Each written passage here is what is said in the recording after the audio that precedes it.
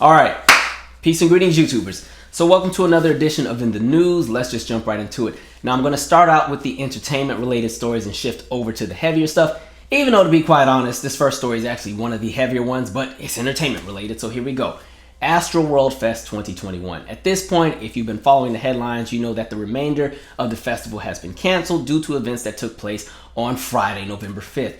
Long story short, according to the reports that were out, and by the way, I'm recording this specific video right now. It is 2:21 p.m. on Saturday, November 6th. So that means the details most likely will be different by the time we get to Monday, November 8th. So if the details have changed, don't come on this video on November 29th trying to cuss me out about something as the details got dated. But anyway, they're having the event, and you have a lot of people in the crowd who are excited, and so they're pushing and trying to get closer to the stage, and that kind of creates a mass hysteria where you start to get people who start to become crushed or pushed against the rails or pushed against other people, and you start to have that mass hysteria on top of the fact that you have a lot of people in the crowd who are already lit and enjoying themselves and really in the moment. Some might be high as a kite, some might be drunk. It's just chaos when you got 60,000, 70,000 people all in one space, and it's just, you know, this really hype environment. You got the loud music, nobody can really understand what's happening because everybody's in the moment, and so you have a lot of chaos that takes place. You have 8 fatalities as of right now. You have dozens of people who were injured.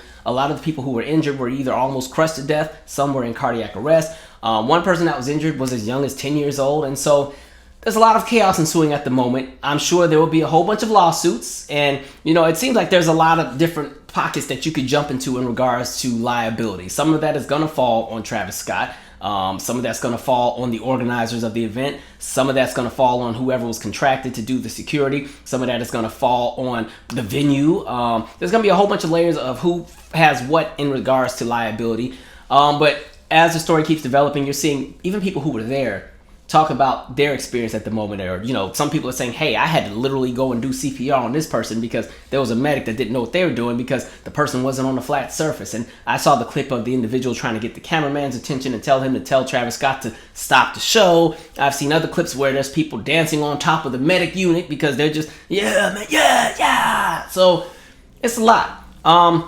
It's one of the reasons why I'm iffy sometimes about standing room only venues, especially depending on the kind of show that it is. You know, if it's like a an R&B show at a smaller venue, I think that's okay because usually it's a different kind of energy, different kind of crowd.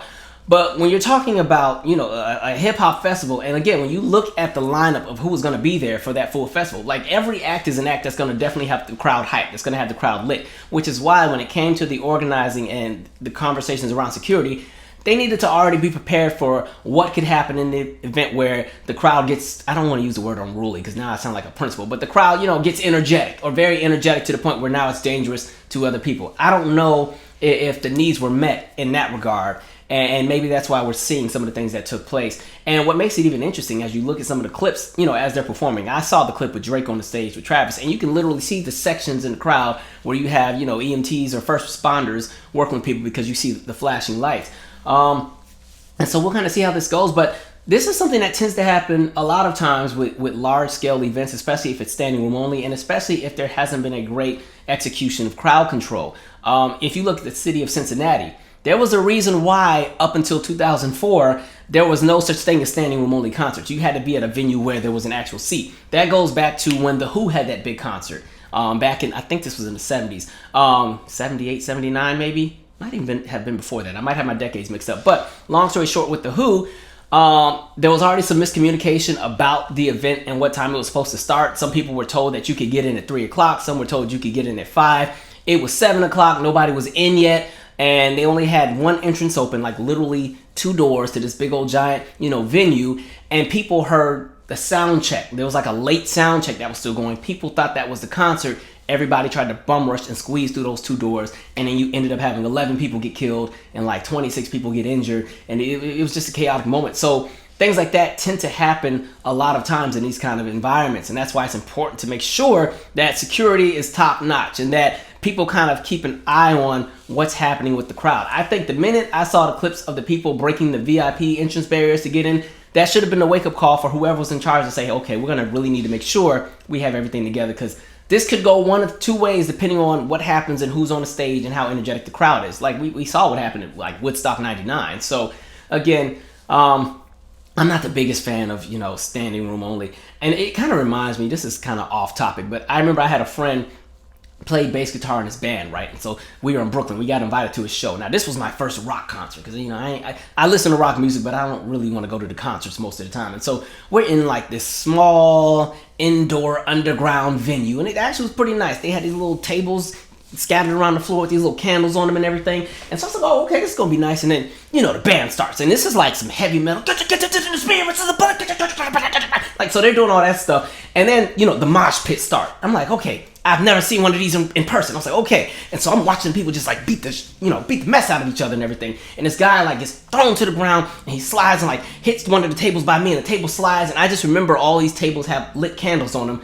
I was like, man, I started thinking back to that club in Rhode Island that caught fire with the pyrotechnics. I was like, nope. I went to every table. And mind you, I'm dodging the mosh pit people getting candles. Because I was like, I am not dying in here with these folks. And so hopefully everything, works out for those who are still unaccounted for. I know that's a very traumatic experience to witness. And it's sad for those who unfortunately lost their lives because people just want to go and have a good time. And, you go out and you don't expect to not come back. And so we'll see how this goes. I'm sure there will be all kind of investigations and new policy and everything put out. But stay safe, folks. That's all I'll say. Let me tell you what's also jacked up. People Magazine. Y'all might want to take that tweet down. The first thing I saw, People Magazine had this tweet where it was like, pregnant Kylie Jenner is okay after, the concert event. I was like, don't make me fry up this girl while she's pregnant. It's just like, it's not to say no one cares about Kylie Jenner, but when you've just seen so many people die or get injured, if she's fine, we don't need to announce anything about her. Plus, most likely, she was backstage anyway, or she was in an area where she wasn't with the general public. Because I don't think a woman that's pregnant is going to go into a standing room only crowd at a concert where everybody's about to be on one. They're not going to have her in that kind of area just because of who she is and the fact that she's pregnant. But anyway, best wishes to everybody who's been affected negatively by this, and we'll see where this goes. Anyway, moving on. And for my fellow artists and musicians who are looking for their big break, Anderson .Paak is actually looking for talent. He started his own label under the Universal Music Group entitled Ape, S-H-I-T, Inc. And so here's a statement that he released in regards to the label. I wanted to start a label that sets fire to a new generation of artists who can play while performing. The label is going to be about passion, about feeling, about honesty. It's about respect for the culture and art, and it's about the heart. I was going to shows and realized that less and less I was seeing actual performers. Where is the next generation that can play instruments? I know they're out there. Don't sell your instruments. This label wants to hear you. So again, if you are an artist, check it out. Now listen, I don't know the logistics of what the contracts are, because we know sometimes when people sign under an artist that's already under a label that's under a larger group, sometimes the money is funny, TLC. And that's not a dig at them, I'm just saying that's how the industry works. When there's layers and layers and the money trickles down, sometimes you get left with pennies and scraps. And I know for people who may be in bands, you got to split the money 6, 7, 8 ways. But I will say, I definitely miss the era of there being like R&B bands. Remember like Mint Condition and Tony or Climax. I miss that era, and especially if you go back to like the 70s and even like the first half of the 80s, there were all kind of bands. You had Cool in the Gang, Earth, Wind & Fire, and the Gap Band, and rest in peace to the member from the Gap Band that just passed away as well. And so yeah, that would be interesting. So yeah, definitely if that's for you, go ahead and check it out. Also, there is another Janet Jackson documentary that will air on Hulu and FX on November 19th. It's entitled Malfunction, The Dressing Down of Janet Jackson. Now, this documentary is supposed to dissect and look at the sexism and the racism that took place in response to the reaction that took place after the 2004 Super Bowl, and pretty much highlight the fact that pretty much Janet Jackson had, all the smoke that she received, and Justin kind of got the hop, skip, and jump right into his next career endeavor. And so it's supposed to kind of dive into that. I'll be honest, the only Janet documentary I'm waiting for is her documentary that's supposed to come out in January of 2022. That should be very interesting because it's supposed to pretty much cover all of her career. And Janet Jackson doesn't really talk a lot about her personal life or how she feels about a lot of things. It's usually just put in her music, but she doesn't release music as frequently anymore. So I'll be interested to see what it is that she puts out with her documentary. But in regards to this documentary that's coming out on November 19th, I would hope that they at least give us some tidbits that maybe we don't know about. I know I did my own kind of So What Happened, but that was more so in regards to the Demita Joe album, and we kind of lightly brushed it, with the Super Bowl. But there was so much that still happened in like 2006 and 2008. I didn't put it in mine because mine was already way too long to begin with. But I specifically remember even in 2006, Janet was still banned from MTV at the time, and of course radio wasn't playing her song like that. She got a little leeway because she had the song with Nelly, and because he had a little pull, she was able to get on some radio stations. But I remember MTV wasn't playing the videos, and the Janet fans had organized, and they actually had a protest outside of TRL in that specific day. TRL had to close those shades they have at the window. You remember like back in the day when TRL was still jumping in like 2000, 2001, and those big teen pop explosion acts would be on there. It would be NSYNC or Backstreet Boys or Britney or LFO, or one of them big acts. And the crowd outside in Times Square would just be so hype and screaming, and NYPD would be like, all right, MTV, get these kids under control, it's getting dangerous out here. And then MTV would have to close those black shades so the camera couldn't pan outside and the people outside couldn't see inside. Yeah, so they did that because there were all these people outside with these signs that were just dragging MTV in regards to how Janet was being treated. Then they had to do it a second time because maybe a few weeks later, and I think by then this was, maybe the So Excited video was out at that point, I think. And I think they were playing the So Excited video, but only after like 11 p.m. because they said it was too raunchy for TV and they would only play the edited version. But I remember Janet was doing the big album signing at the Virgin Megastore, which is directly across the street and in view of the window. And there's these big old Janet Jackson 20YO posters. And MTV was so petty, they closed the shades. Like, nope, you ain't getting no promotion from us. Absolutely not. So them shades was just closing down. I was like, dang, MTV. But then also, when you jump to 2008, like by then she's on MTV, but what was interesting is the president of MTV at that time, I cannot think of her name, I think it's Christina Norman, she had stepped down in the first or second week of February 2008, and then 2 weeks later is when you started to see Janet Jackson on MTV again, and she had those commercials for the promo for the album. So I want to know the correlation with all of that, if her stepping down had anything to do with Janet getting back on MTV, or if that was like an LA Reid call. I want to know all of that. So we'll see how that goes, but that comes out, which also means for those who wanted my Zoom party, look, I want to see the documentary. So we're going to move the Zoom party to November 20th, just the next day. It's still Saturday, so we can still chop it up, and then we can talk about it. So I'm going to move the Zoom party to November 20th. It's just one day later, okay? I'll put the announcement in the community page. I also read that they are doing a reimagining of the film The Preacher's Wife. Now, this is going to be something that's kind of spearheaded by Angela Bassett, Anthony Hemingway. Courtney B. Vance will be a part of the movie. I'm not going to lie. If you follow me, I'm not big on reimaginings and reboots, only because I've always felt that there are so many people who want to break into film and television, all kind of script writers, so many people who have scripts just sitting and waiting to be picked up or bought or a project to get greenlit. And so sometimes when I constantly see a lot of reboots and reimaginings, I'm like, dang, especially because, especially when COVID first hit and everybody had to stay in the house, it's kind of like, for some people, y'all are in the house for like 6 and 7 months. That was plenty of time to come up with some stuff to put out for the people to consume. And I'm like, this is what we came up with, was reimagining of something we already got. Plus, The Preacher's Wife was already a remake. That's from The Bishop's Wife, the movie that came out in 1947. But I'll say this. What made me almost interested in the project is I saw Anthony Hemingway's name in the production. Now, Anthony Hemingway, he's the guy that had a lot to do with The People vs. OJ and that American Crime Story series on FX. That was some good TV. So I'm like, you know what? If it has that same kind of quality and that same kind of energy, maybe this might be decent, but I don't know if it's going to be centered around singing or if it's going to be centered around the actual script. Because I'm going to say this, it sucks for anybody who gets that role if it's going to be singing, because you have to measure yourself up against the Whitney Houston. Good luck. But speaking of Whitney, it's crazy because I also see they're doing another Whitney Houston biopic. Like, can y'all let this woman just rest? Just let her rest. Y'all keep digging her up every 2 months for some random project or some new revelation we didn't know about. Like, leave that woman alone, please. And so they have the Whitney biopic that's coming out. I read that they're also doing a reimagining of The Bodyguard.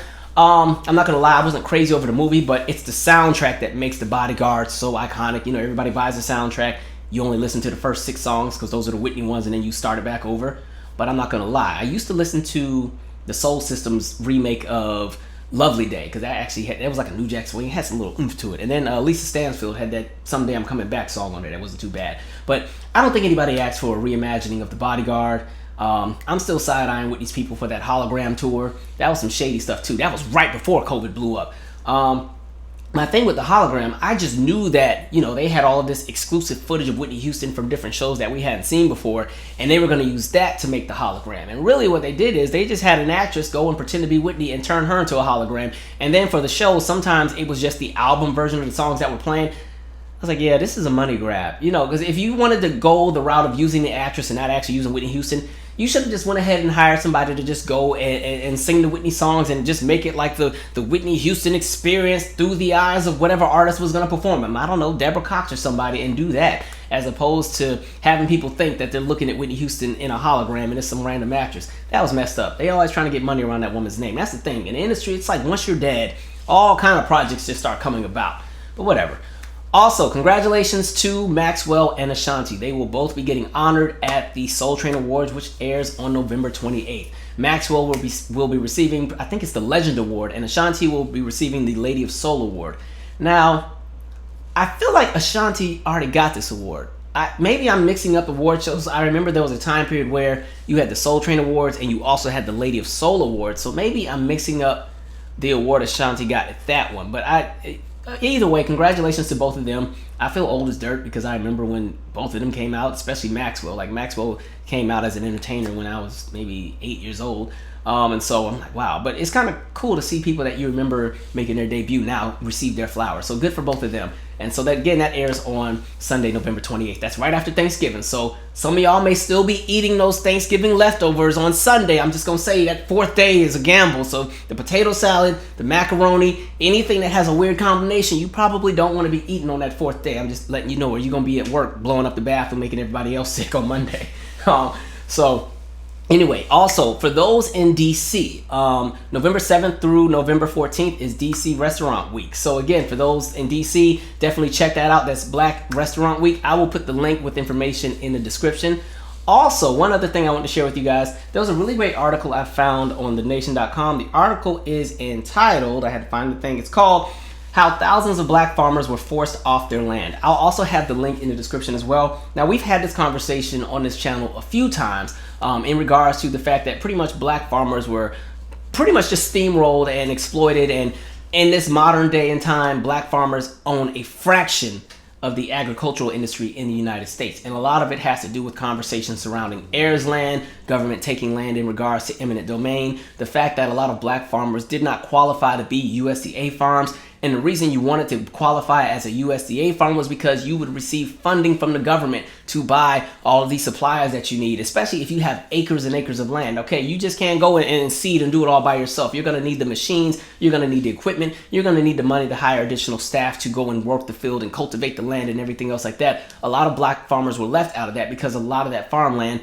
was heirs land and it was not recognized by the government. And a lot of times the rules that surround heirs land is that depending on where you live, you're not allowed to have anything that pretty much affects commerce in regards to profit. So people couldn't open businesses or people couldn't do certain things. The land had to be as is. And so you had a lot of farmers pretty much working their land as is, and they're doing the brunt of the work on their own. They did not receive the federal funding that was there. The Biden administration recently had announced that they were going to be giving some kind of reconciliation or remedy to a lot of farmers who were affected. That was a $5 billion agreement. However, that agreement also includes other farmers who were disenfranchised. So it's not even really something that's going 100% to black farmers. And let me tell you what else is trifling. Then white farmers decided to sue and say, we want a piece of that too. And so again, just chaos. And that's in reaction to the fact that within the previous administration, when Trump was still in office and we had all of the kind of trade wars with China and the tariffs and everything else like that, farmers in America really struggled, and the Trump administration had to bail out farmers and give billions to help them stay afloat. And again, black farmers got none of that because, again, they did not qualify as USDA farms. And the other thing in regards to this USDA farm conversation is the fact that a lot of food corporations, they don't do business with farms that are not considered USDA farms. And so a lot of black farmers had to do stuff locally and work 3 and 4 times as hard to make a profit. And so there's a really great conversation around that. In the article, they do a great job of kind of going into detail with some of the families and how they were affected and how this is a generational wealth conversation. And so, yeah, definitely check that link out when you get a chance. And then when it comes to stories that may possibly run up your blood pressure, I'm not going to lie, mine's been a little high the last few days. I've been following both the trials of Kyle Rittenhouse, and if we remember, Kyle Rittenhouse is the individual that drove from Illinois to Kenosha, Wisconsin, and shot and killed 2 protesters, as well as injuring a 3rd protester in response to the protests that were taking place as a reaction to the police killing of Jacob Blake.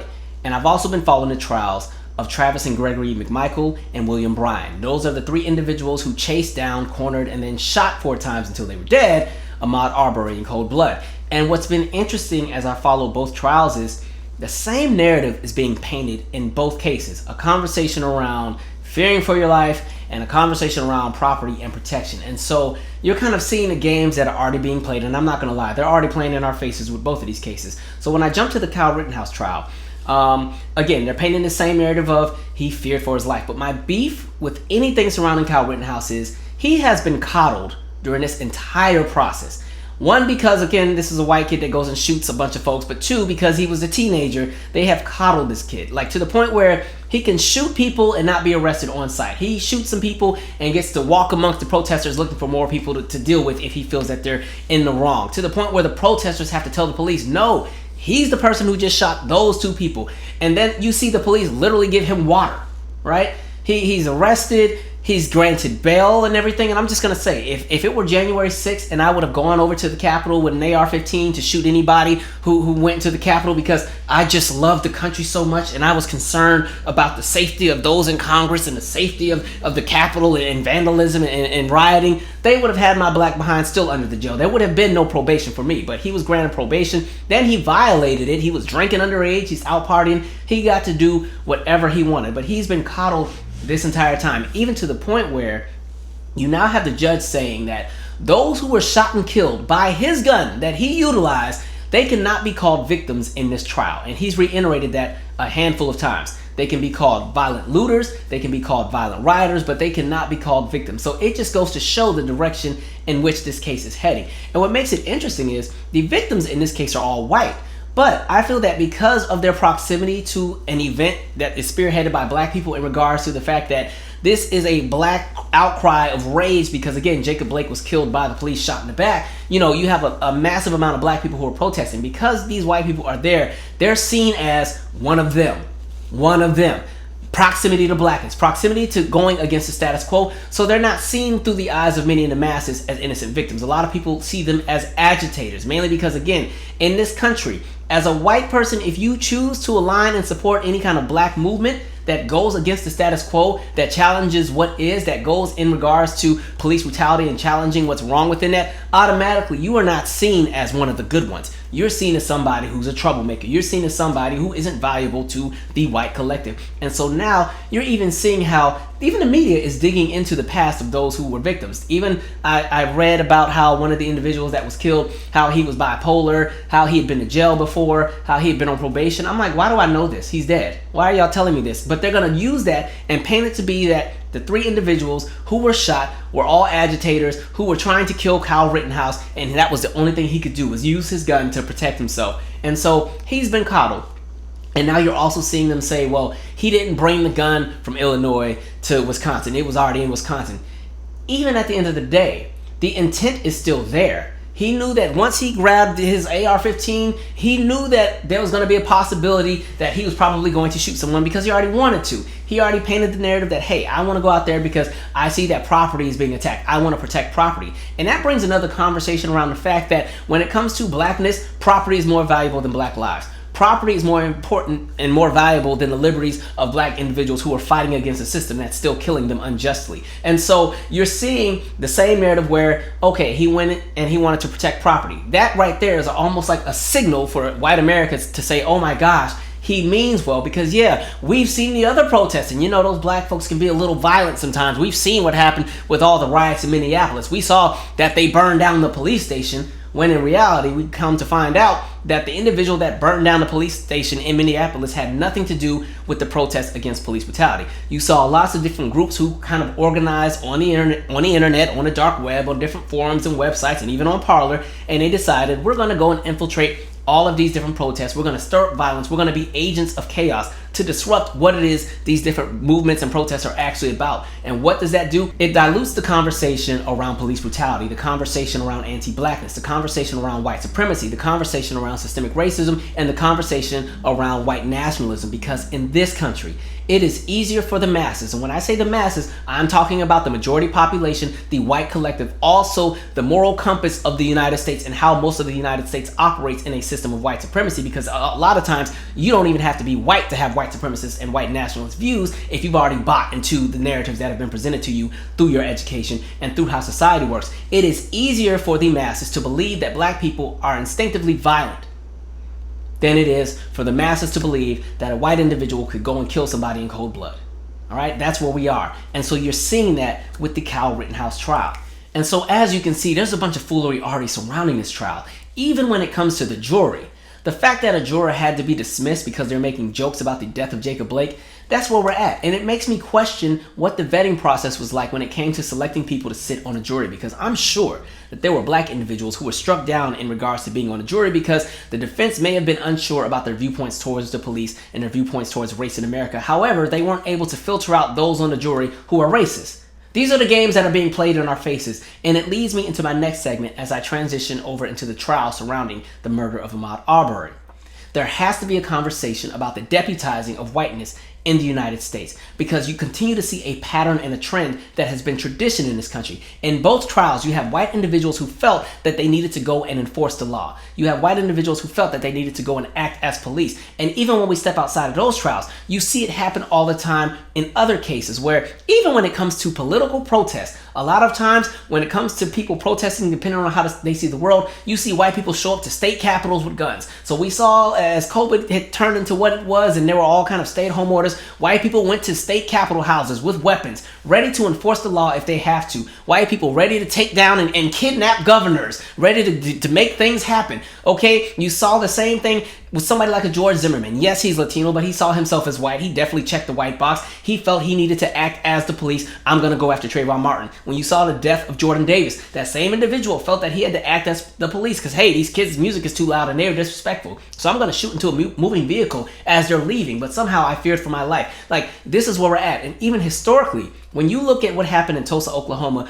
with the racial attack that took place, the reason why it was so easy for them to destroy all of the Greenwood, and of course that's the black section of town, was because white citizens of Tulsa were deputized. They were given the authority to act as the police. The police said, hey, you all are now a part of the police department. So you have the right to go and shoot, kill, burn, destroy, whatever you want, because it's all in the name of protecting the greatness that is what it is we've established. And so you watched what happened in Greenwood.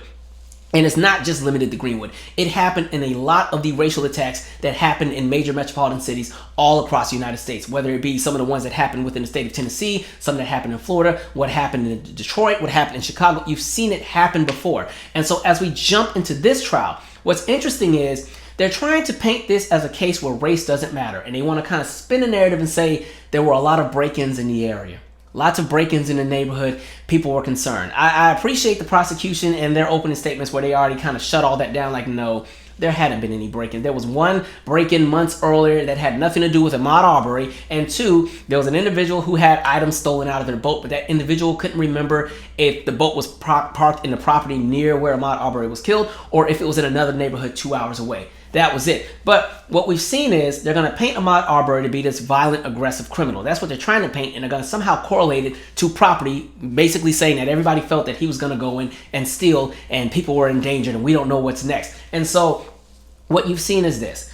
We know that pretty much you had the three individuals, Travis, Greg, William. What makes this one so interesting is you see Ahmaud Arbery, he keeps going into this random house that was under construction for weeks at a time on his route as he would jog. And a lot of times when you live in an area where they're building houses, especially if there's not a no trespassing sign, and again, that house had no doors, no windows, it's just a frame. A lot of times if you live in a neighborhood where they are constructing a house, people that are going for their walks or walking their dog, a lot of times they will go and look at the house because they just want to see, the blueprint of what progress is being made. I know when we moved to my town growing up, my whole neighborhood was all being constructed at the same time. So some houses were done, some weren't. It was not uncommon to see literally everybody who already lived there or people who were thinking about moving there going into these houses and kind of looking at the blueprint. Oh, well, this would be the kitchen, and okay, that's going to be kind of cool. Okay, maybe we should get a house like this. It's not uncommon, but they want to paint that to be he's in there ready to steal. And my issue with that is somehow you're now equating the fact that if he decided to steal a piece of plywood out of a house because there's nothing else in there, it would give justification for why he's dead.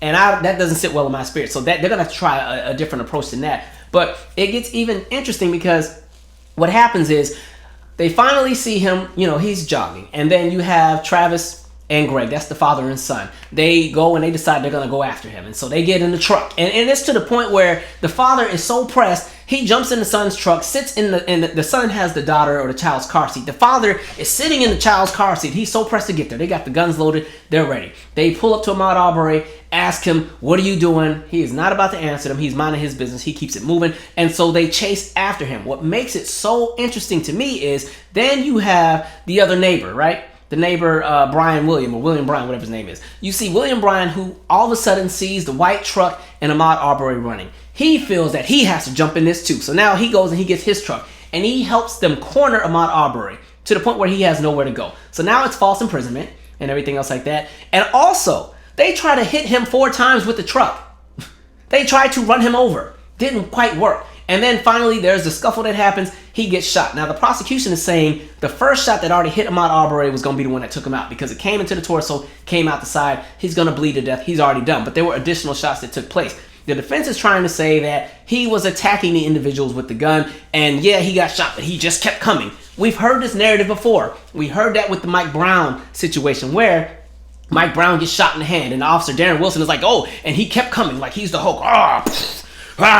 Because again, that conversation of automatically assuming that black people are instinctively just violent. It's just in us to just be violent. So even when we're getting shot by freaking shotguns, we're going to keep attacking somebody. When in reality, Ahmaud Arbery is fighting for his freaking life. However, the way that America operates, there is no empathy or sympathy for somebody like an Ahmaud Arbery, and he's seen as a criminal. That's what they did with Trayvon Martin as well. So you have this kid who gets approached by some random stranger, and this kid is fighting for his life, and now all of a sudden turns into it's this thug who attacked innocent George Zimmerman who just wanted to protect his neighborhood. That's exactly what they're trying to paint in this conversation surrounding the murder of Ahmaud Arbery. And even when you look at what's happening with the jury, 11-1, really? 11 white jurors and 1 black juror? Y'all got rid of all the black jurors. I wonder why. And then the judge recognized and said, hey, something doesn't seem right with how you guys selected the jury, but he did nothing about it and allowed it to stay. So again, we're seeing the nonsense that's happening in regards to this. But I think what's disappointing is they're really trying to push this conversation of property. And even when I made my initial video around Ahmaud Arbery when this all took place,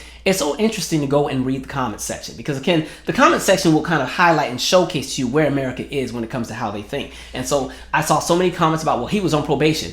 The thing about him being on probation in a previous time would be that the individuals in that neighborhood would have not known that. They knew nothing when they got there and killed him. What made it even more interesting is as they're in the police station, they're telling the police, well, maybe you guys should go and investigate because I'm sure there's something that he's done. He had to have hurt somebody. He had to have done something because when the police asked him, well, what exactly was he doing? They couldn't answer. All they said was he was walking. We don't have anything on him, but we're sure he did something. Going back again to believing that black people are just inherently violent. We're just going to go steal. We're going to do different things. And so there's so many layers in that trial. I really don't know how this one's going to go because, again, there's a whole lot of foolery going on with that one. And so it's triggering to sit through, but I just it's wild. And again, the conversation of self-defense. How is it self-defense when you go and approach a random stranger with a truck and a weapon, and then somebody else comes and joins with a truck as well, and they're chasing you down? You're chasing somebody down with a weapon and a truck. They are fleeing. They're trying to get away until the point where you get them into a position where they're cornered and they have nothing to do but fight back. And now you want to latch on to, I was fighting for my life. Please, it was self-defense. We've seen that same narrative happen every time. It's one of the reasons why when you look at the man that killed Jordan Davis, there was a hung jury the first time. Because they almost bought into it. And again, it's a conversation around that jury because the one black juror that was on the trial, no disrespect, but I don't know what underpass they found her at because then they had her doing the interviews and she was up there. It wasn't about race. It wasn't about none of that. I'm like, where y'all find her at? So and this is not to tear down anybody in my collective, but we know how they play the game. If they can get somebody that can play the role, they will do it. And that's what they've done with that Jordan Davis trial. Now, we saw that the man eventually was found guilty the second time, but these are the games that are being played. And so when people want to jump into these conversations, because I'm going to shift into the next topic, which is centered all around this whole critical race theory thing that people won't shut up about, it just goes to show that America is not as progressive as they think it is. And racism hasn't gone anywhere. Nothing has really changed. If anything, it's just evolved to fit with the times in 2021. Anyway, moving on. Okay, so for this next story, I just want to read the article and then we'll have a conversation. So it says, judge throws out man's guilty plea after body cam footage reveals NYPD drug planting. A Staten Island man is getting a much-deserved second chance after a judge vacated his 2018 conviction.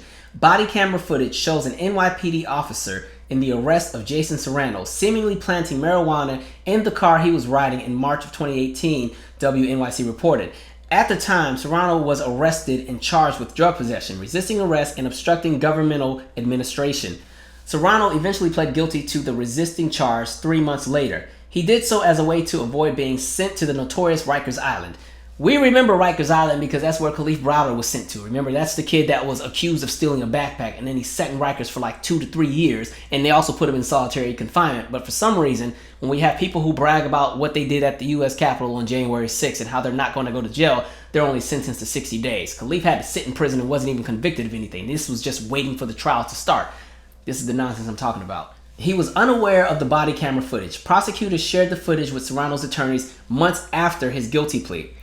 The two officers who arrested Serrano were Kyle Erickson and Elmer Pastron. Their disciplinary records have since become an area of contention, which WNYC was the first to make their records known.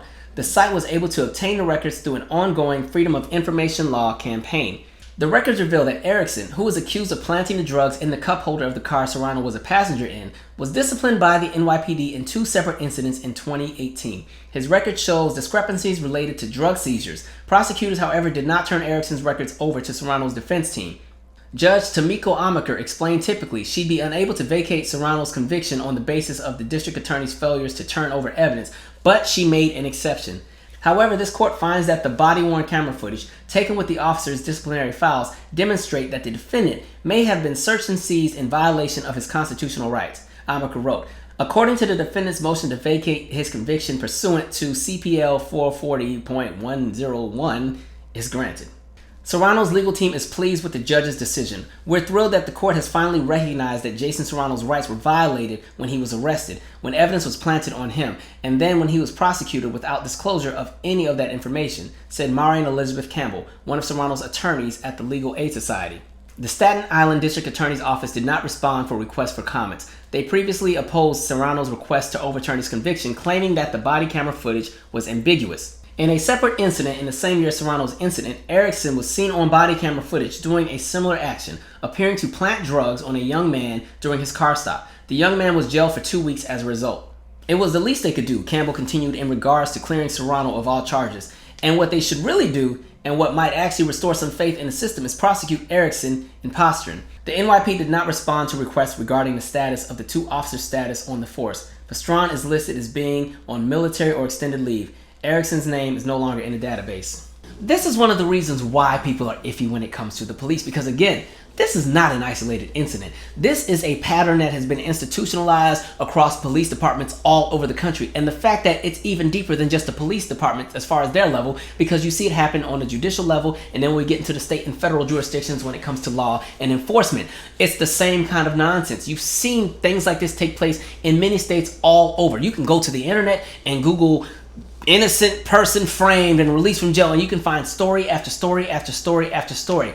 And there is a video of this incident, and some people were saying, well, he should have just not resisted and he should have gone in and let the system do what it needed to do. But the system does not work in favor of people who look like us. And again, I think you need to put yourselves in the shoes of that individual. If you know you haven't done anything wrong, and the police are telling you you did, and they don't even give you an opportunity to explain yourself because they already got the cuffs on and they're trying to stuff you in the car, how do you think somebody's going to react? How do you think you would react? You're not going to be the happiest camper ready to cooperate, because it's going to be like, no, I was on my way to go do something. Now I'm being disenfranchised or, inconvenienced because of some nonsense where y'all have the wrong intel and you're trying to take me in. So again, you keep seeing that same pattern. And what makes it more interesting is when the judge says they'll make an exemption normally we don't, vacate these kind of convictions. We'll just let them stand as is, but we'll make an exception. Really, that exception is only because the fire came to the seats, okay? The story got out, so now we're going to make an exception. That just tells me that there are a bunch of people sitting in jail right now who have evidence planted against them, or some kind of case where they were set up and the judge knows about it. The system knows about it. The people up top know about it, but they're going to let it stay as is. Think about that trial with the individual who's on death row right now, and it's already been proven that they're innocent. This is where we're at. And for the people who are like, well, why did they take a plea deal? Have we not talked about the history of the United States when it comes to plea deals? 94% of the people in state prisons took a plea deal. 97% of the people in federal prison took a plea deal. That doesn't mean that every single person did the crime that they were accused of. They just recognize that they're going against a system in which there is a high possibility that they're going to lose and do even more time than what's being offered. And if you come from a place where you don't have money, and I'm talking real money, I'm talking the upper half of six figures to pay for your defense. If you don't have that luxury, a plea deal sounds like gold, because they will go ahead and tell you, like, listen, if we go to trial, and you lose, you could spend the rest of your life in prison. So why don't you just go ahead and take this 4-year plea deal and however many years of probation and community service, and then you can continue your life. You'll be 28 when you get out. And so people take it. But the downside to all of that is then when you talk about the job market. We know how the system operates, because it is hard to get employment once you have a conviction on your record. You got to jump through hurdles to get out of that system. And so the layers that exist, this is the corruption that we're seeing. And so when you question why people don't trust the police, this is a prime example. Anyway, moving on. This last portion is in response to an article that I saw posted by CBS News that kind of went viral because they got a lot of smoke for the article. And the article was pretty much asking, how young is too young to teach kids about race? And before I even get into that dialogue, let me just say where this entire article is rooted from. We know this whole conversation around CRT has been kind of spinning around, and now what's happening is people have taken this narrative and they're trying to paint an idea that all of a sudden 5-year-olds in kindergarten are learning about convict leasing, when none of that is true. When you want to have this conversation around critical race theory, it's not being taught in K-12 schools. Any kind of state-funded or federally funded institution that serves K-12 is not teaching this. The curriculums have not magically changed in 6 months. Everything is still exactly as it has been. What people are noticing is you have teenagers who are now aware of some of the things that have been taking place, because the current kids that are in school are a generation where, at least since 2012, they've seen a constant bombardment of news stories where black people are shot and killed unarmed by police and nothing happens. Or they see the response of white America and how they constantly will vilify those that are shot and killed. They've seen the rise of white nationalism. They've seen the elements of racism that have taken place within the last 3 administrations in regards to how America responded. Both under Obama, Trump, and under Biden, you're seeing the ugly side of America. The teenagers have been exposed to that, and so maybe the conversations in the history or the social studies or the geography class is a little bit more intense, because kids have things that they want to say. They want to express themselves, but somehow that's turned into all of a sudden white people are being taught that they're evil and so on and so forth, and people have run with it. Now, getting back to this article, my beef with the article is this, again, centered around the idea of whiteness. For a black child that's 5, why are we not having that conversation for them? And that's mainly because for black children in this country, and also children from other groups, but I'm going to speak for me and mine at the moment, growing up in this country with black skin, you automatically learn about race as you come up. You may not be able to process everything, but the chaos that ensues around your experience as a black individual is the norm. And so it's interesting. I remember I was having a conversation with someone who was like, I've never experienced any racism. They were black. And I was like, really? Okay. And so I remember I was talking to them, and I was like, okay, well, where do you get your haircut? I said, wait. Would you go and get your haircut at Supercuts? And they're like, no, I want to go to those Supercuts. Ain't nobody cut my hair at Supercuts. And I was like, why? Why wouldn't you go to Supercuts? It's super. Get your cut. And they're like, well, because they don't know how to do black hair. I said, they don't know how to do black hair. So you're telling me a barber shop that is it's a business that's supposed to serve the public, and they're advertising that they give these super cuts. You're telling me that if you go in there, they're not going to know how to cut your hair, but somehow they're deemed as a viable business that's respectable and in a space where they can service any group of people, but they can't cut your hair. Is that what you're telling me? And also, where do you get your haircut? And then they tell me where they go in. Of course, there's a black barbershop. And I'm like, okay, so why do you go to the black barbershop? And he's like, well, that's because they know how to cut my hair. Really? Well, why do you think we had to establish a black barbershop? Because let's look at it this way. If I open a car shop or something like that, there's an expectation that any car that comes into my shop, I'm going to know how to work with. Pretty much. You know what I mean? So that same expectation should exist with something like a barbershop, but it just highlights the fact that when we talk about business and commerce, that racism has always been there. It may not seem like it's the Klan burning your house down, but the fact that You could be somebody that lives in a place where there's not a large black population and Supercuts is your only option for a haircut. If the people that work there are not properly taught how to cut your hair, there's a discrepancy in the system of how everything operates, and there's things that are passive. And so when we talk about racism, there's so many layers that exist. It's not always about the Klan coming and burning down your house. But I'm going to go a lot deeper because there's so many conversations to be had. I was watching The View the other day, and I don't know the lady's name, but she was on there and she was talking about how she had a son. I guess the son, she adopted some son from Colombia or something like that, and was talking about how the son had this beautiful rainbow coalition of friends. But the school that the son went to, they did some kind of thing where they had the kids in different cultural groups for different programs. And by the time that the programs were done, all the kids had segregated themselves and only wanted to be amongst each other. And so she tried to paint it as, you know, we're stirring the pot and making the children hate each other and making white people feel guilty for being white. In reality, what you're seeing happen is this. I can, from my own experience, my friendship circle and who I run with got darker and browner as I got older. And really what it was is because as I grew up, I ran and I played with everybody. But as I got older, I understood culturally there were things that I was into that other people weren't. Culturally, there were things that I did differently than others. I remember going to certain people's houses and how their parents looked at me like, you ain't supposed to be in here. I remember some of these subtle things that were said when I go to certain events or go to somebody's house. Or I just remember certain things that happened. And as I got older, I was more comfortable amongst people who shared my experience. And this leads into a conversation around culture. Had the United States not been such a racist institution after slavery, because again, remember, we segregated, not we, but the powers that be segregated this entire country. The redlining, the housing discrimination, the job discrimination in every kind of element that you can think of. And so you now have these pockets of people who have to live amongst each other because the higher powers that be said, you guys cannot interact. What happened while these people were all segregated? They built their own culture. They built their own identities. They built their own things that make sense to them and things that they want to celebrate amongst their own collective. And it also became a stance of protection where we're only going to stick with our own because we've seen what others have done to us. And so as we fast forward and as generations come up and grow up, the policies and the systemic issues have never shifted. They just evolved into modern times, but those problems are still there. And so people tend to want to align and segregate themselves or, pretty much put themselves amongst people that share their same experience, that share their same culture. That's why you have a black table at a cafeteria at an all-white school. That's why there's a Latino table at an all-white school. That's why these different groups, they tend to link up and want to run together because they have a shared cultural experience. That shared cultural experience wouldn't have been a thing had the powers that be, white people in power at that time, had they not gone and segregated the country, had they not gone and been violent, had they not gone and terrorized other groups of people, had they not gone and let anti-blackness become the status quo of how the country would operate, how black oppression would become wealth and build the wealth of this country. And so, yes, the kids are going to separate themselves and stick together because a culture has been established. And again, at the hands of who and why? White America. And so because white America wants to keep running from that conversation, they want to just fast forward to 2021 and 2022 and say, let's all just kumbaya and love together. That's not the reality for a lot of people. And that's why I said this before, but I remember watching the episode of This Is Us. I love that show, by the way, but I felt some kind of way about this episode.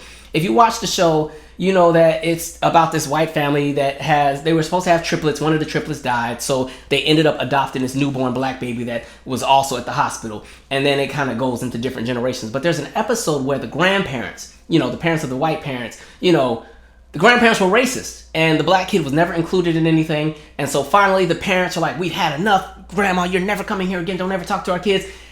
And I was like, okay, cool. But then the issue I had is the parents only talked to the black kid about what's happened. They let the two twins, the little white kids, they finished playing with their cars and toys and whatever. And they had this whole conversation with Randall about why grandma's racist. When in reality, that conversation should have also been had with the other two. Why? Because the behavior of grandma had been normalized to the two kids that were white. And for them, it was the norm to say, hey, let's do a family picture, but Randall, you stand over there because I want the twins together. Or Randall, no, you're not going to get you two come together. Or Randall, I don't want to hear about your science project because I'm looking at this. For those kids, that was normalized.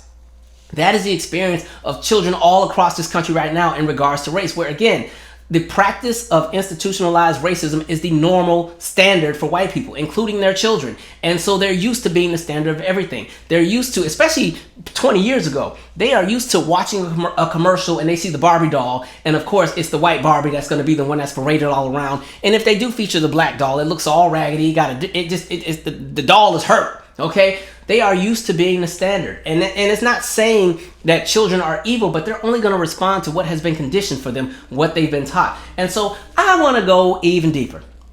And y'all ain't gonna like this part. But it's funny that they say these kids are too young to learn about race. And again, let's not be obtuse. If you're gonna introduce kids to race, it comes in layers. You're not gonna come straight out the gate talking about George Stinney to a 4-year-old. We know that's not what's gonna happen. It would come in layers. The same way as you grow and you get older, you learn about the world in different layers, okay?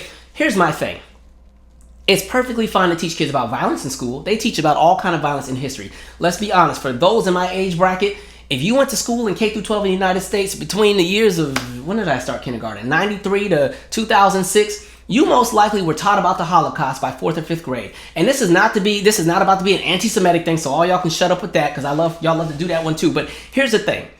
I remember being 9 or 10 years old, and the introduction to the Holocaust for us was so intense, so graphic. We had to see the pictures of the bodies that were stacked, the bodies that were burned, pictures of emaciated individuals who had been starved, where you could literally see their ribs, you could almost see their heartbeat. To the point where, mind you, none of these pictures would be blurred out. You'd see the genitalia, you'd see women who had been starved to death and their breast had disappeared. We saw all of that at the age of 9 and 10 years old, and we would spend 2 or 3 weeks on this topic. All right, we saw the bloodshed. We saw everything in regards to the war. We had to watch movies. We had to watch all kind of Anne Frank movies, and we had to read the book Number the Stars and all these different things that took place. Why was that normalized? Mainly because in the United States, that story makes America look like a better place. It jumps into the conversation of American exceptionalism. We can talk about the atrocities that happen to other people around the world as long as it's not the United States doing it. And so jumping into the conversation surrounding the Holocaust, it gives justification as to why the United States had to go into World War II. And because we're the heroes. We're the ones who went over there. We saved them. Yeah. And so, 9 and 10-year-olds, they had to learn about Auschwitz. And then you get a second helping of the Holocaust conversation in middle school. Because then I get back to 8th grade, we got to learn it again. And now we're going to watch Schindler's List. And we're going to watch, what's the Pajama Boys? Remember the movie with the kid with the pajamas? Where it's the kid that's inside the concentration camp. And there's the other kid. And they become friends through the fence. Like, we had to watch all of that. We weren't too young to learn all of that. Again, because it paints the idea of American exceptionalism. The conversation around American exceptionalism centers on the idea of whiteness and heroicism. And so it was fine then. Even when we had to learn about Hiroshima and Nagasaki, it was fine for us to see the pictures of body parts splattered all across. It was fine for us to see entire neighborhoods destroyed. It was fine for us to see the effects of the radiation and how strong our bombs were. And our bombs did so much radiation. Look at this person's arm. They have boils everywhere. All of that was perfectly fine for 9 and 10-year-olds to learn about. And the main reason why we learned that, in addition to the conversation around American exceptionalism, was we had to learn about it so these things wouldn't happen again. So this would never take place again. People would recognize that what happened then was wrong and we wouldn't do it again. But for some reason, when we get to the United States and we start talking about race, nobody wants to talk about it. Why? Because it makes white people look bad. That's not our fault. I'm sorry, especially in an era where I'm looking at the generational wealth of all of those oppressive actions take place, and how in modern times people are still benefiting from things that happened 300 and 400 years ago, and the systems are still in play and not much has changed. And then all of a sudden you want us to walk on eggshells to keep you comfortable when we're living in hell. Y'all tried it. And so I'm just at a place where you're seeing the stupidity jump out. People want to be obtuse when it comes to these conversations of race. Nobody is saying that 3-year-old white children have to learn about Malcolm X being shot and Martin Luther King being shot and Medgar Evers being shot and everything else that took place in regards to the race riots. Nobody's saying teach that to a 3-year-old. Nobody's saying any of that, but it's saying let's not sit here and ignore the obvious. In order to make things make sense in regards to 2021 and 2022 and what's been happening in the world, you have to understand the origins of what happened in the past, so that it doesn't happen again. But in this country, we ignore the past if it makes certain groups of people look bad, but we'll embrace everything else that makes other groups of people look terrible in order to push that idea of American exceptionalism. So we will ignore the past and then wonder why it's chaos today. Wonder why America looks even worse now than it did 20 years ago. You constantly hear the word divisive. This is divisive. This is divisive. The policy was divisive. And not only divisive, but divisive on paper to the point where people couldn't live in certain neighborhoods. Divisive to the point where certain neighborhoods got bulldozed so you could make a freeway. Divisive to the point where, like we said, farmers lost all their land because they couldn't compete in an industry. Divisive to the point where even if you were to just give black people all the money that was accumulated off of their backs right now, because that generational wealth has been accumulated so much, the conversation of industry and playing catch up would still not correct itself for generations to come. That's how far behind things are in regards to restitution and what's fair for people. This is one of the reasons why I am an avid supporter of reparations. But anyway, you just see the stupidity that comes out. And really, you're going to see this utilized in all, I'm telling you right now, 2022 midterms. Oh, they're about to latch onto this. They're going to latch onto the CRT and the defunding the police. And all of a sudden, you see the term woke being used all the time now as a way to kind of silence black voices. All of that's coming. So just be ready. Anyway, share your 2 cents. I'm out. Subscribe. Baby, get the keys and go. Up to the stars, who you